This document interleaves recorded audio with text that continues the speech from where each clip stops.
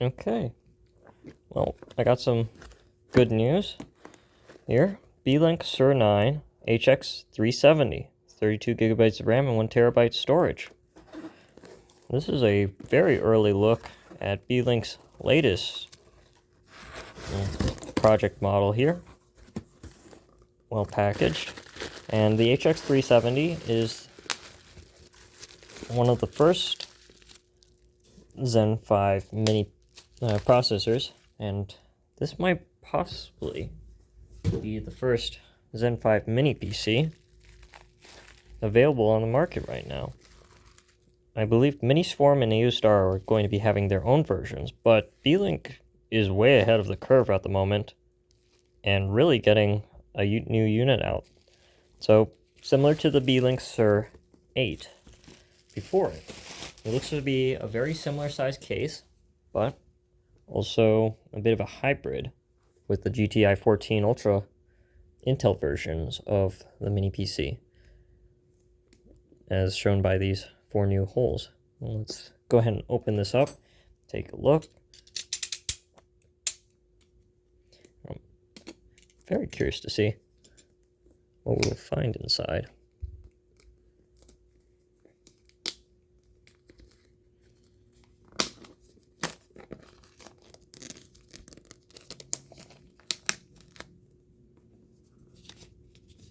Alright, now HX370, let's see, this is going to be one of the new units with an 890M iGPU processor. That's very good news for people that are constantly looking for the latest and greatest iGPUs for ultralight gaming. We got some information on the back, HX370. Terrible naming from AMD, but I'm hoping that the performance far exceeds their choice in names.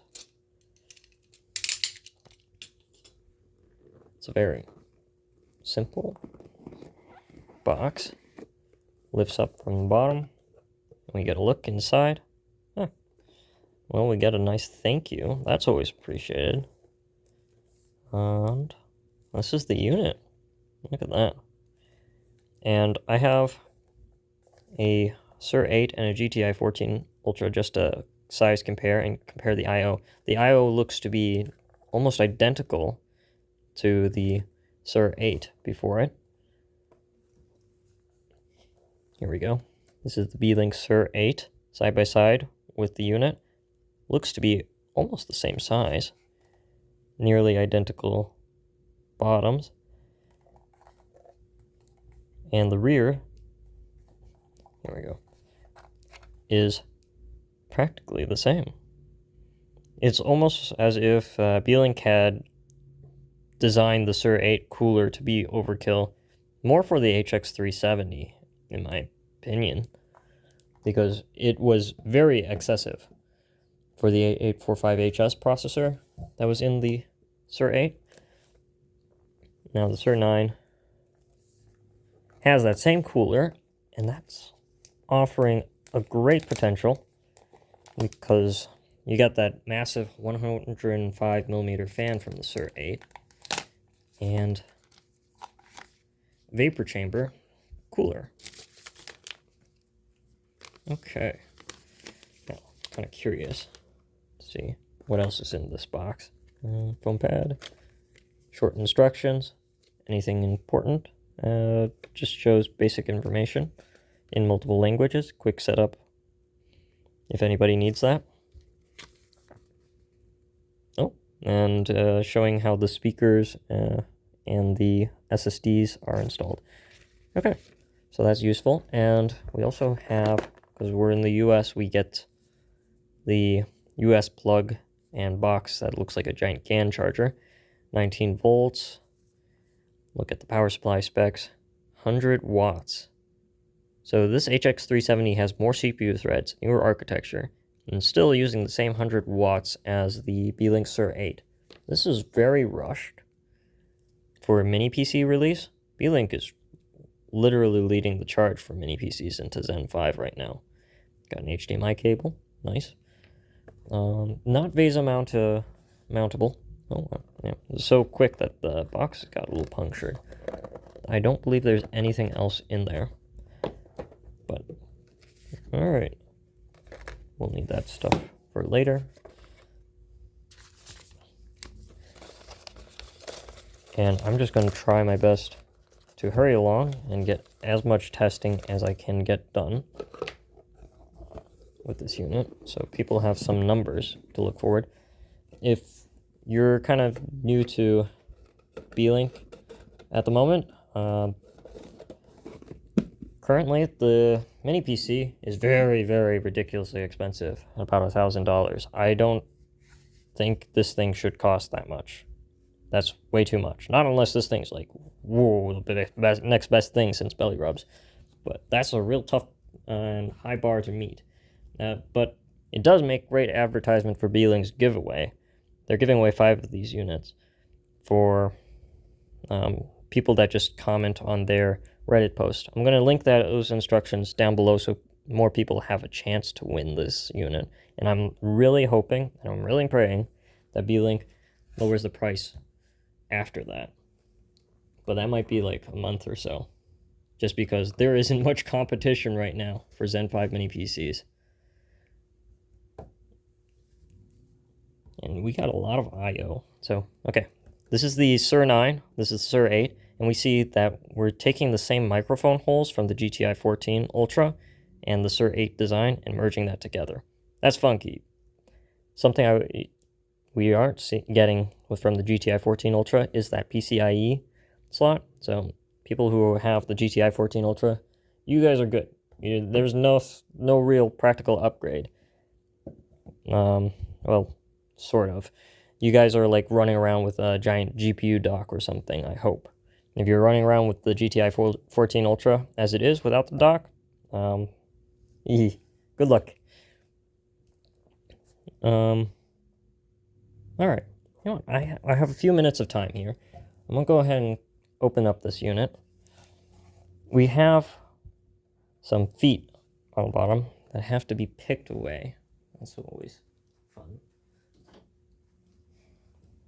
Use some tweezers, fish out those sticker feet. And these feet can go right in the trash, because I'm never going to use them ever again. We do get a nice pull tab here for the cover. I wish more mini PC manufacturers included that. That would be handy.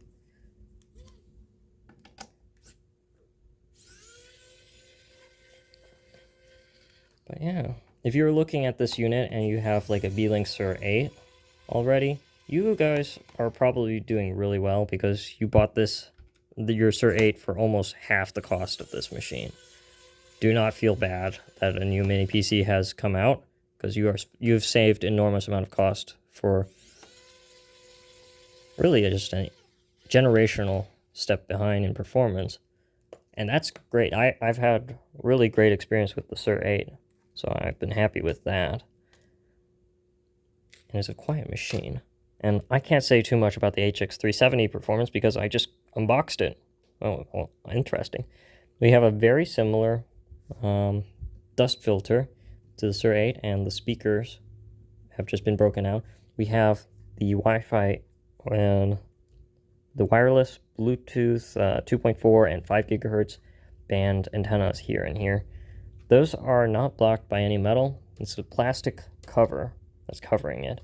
So I'm hoping the wireless signal is very similar to the SER9, and I made a video about that at another time, or a previous video, that showed that the Wi-Fi and Bluetooth, at least for this SER9 unit that I have, works.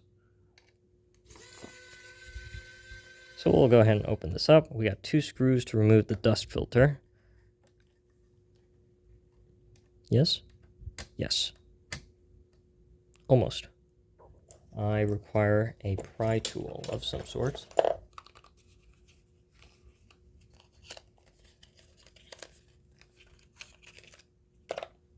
Okay. There we go. Plastic pry tool. Oh. Okay. almost pulled a little bit too rough, but be careful not to tear this ribbon cable. This is so much more delicate than it needs to be. Can I? Yes, I can. I can on just... Oh. Did they? No, they did not. Oh, they did. It's, this cable is attached via screw over here. Do not unclip that. I'm just going to... How do I unclip this fan? Hang on. Me and my oldie brain has to figure this out. I don't think I can.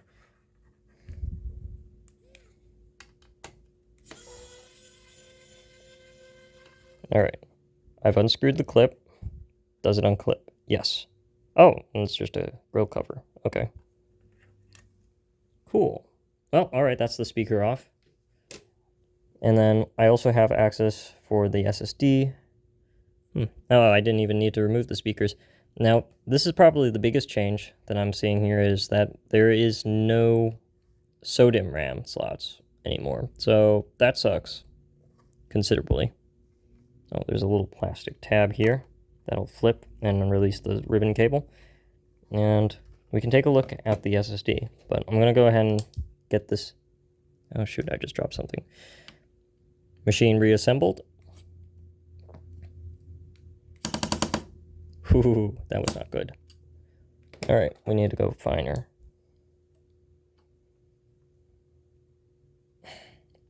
Man, they tightened that real good. Or maybe I have to release the other screw.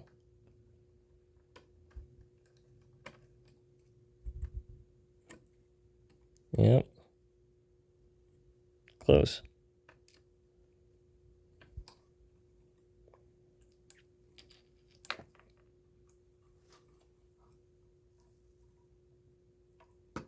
Okay, there's still a screw down there. And then I get access to the SSDs. There we go. Just had a few more turns to go. Get a nice thermal pad. I'll just zoom us in a little bit. Take a look. We've got the same old AZW Gen 4 SSD, and we have a M.2 wireless card, 2230 AX200 NGW. So we're not getting Wi-Fi 6E here, even though this is an HX370 mini PC. So, I'm not entirely sure why Beelink is going with this, but I am appreciative that they aren't using any black hot glue. But otherwise, the assembly of this looks near identical to the Beelink SER9. I can already see the fan underneath is very similar in size. I don't see any practical differences with the SER9. But in a future day, I will go ahead and disassemble this machine. I just don't want to take it apart too far before running a bunch of tests. And I'm going to go ahead and try and examine the unit for any possible thermal throttling and see if the cooler is up to snuff, if there's any driver stability or any other possibilities. I am very excited to see and learn more about this machine. There's a lot of new unknowns with a new processor, especially when it's coming around much earlier than I was anticipating. I was expecting these units to become more available around, let's see, I would say like about Black Friday, Christmas, just in time like that. Flipping up the black tab over here so that I can press in the ribbon cable. And then I'm going to reattach the screw connector. And yeah, looking forward to getting some data out to people in the near future. Wow, that is a remarkably difficult speaker cable to get back in. There we go.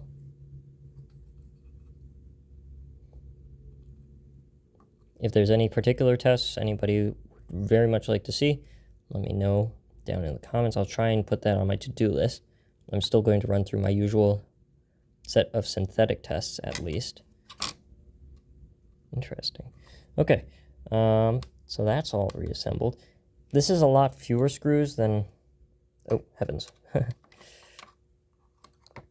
I still have to reattach this screw thing and figure out where that other screw was. So I'm going to go ahead and close this up outside of the video so it doesn't take too long.